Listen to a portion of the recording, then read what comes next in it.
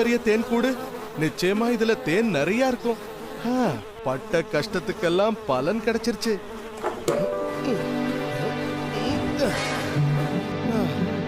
ஆஹா, தேன் வாட பட்டதும் உடம்பு வலியெல்லாம் பறந்து போயிடுச்சு.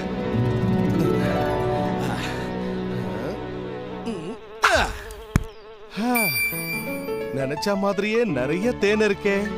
அமாவாசைக்கு ரொம்ப நாள் இருக்கிறதுனால தேனீக்கள் நல்ல வேளை தேனை காலி பண்ணல.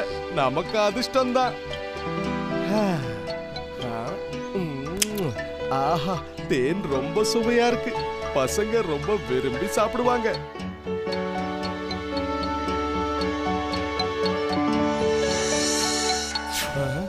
இது கொஞ்சம் காயா இருக்கு. இது சீக்கிரமா பழுக்காது. இதுல பழமே சரியில்லை. பசங்களுக்கு பிடிக்காது. இந்த பழம் தான் ரொம்ப அருமையா இருக்கு. இது நம்ம குடும்பத்துக்கு போதும்.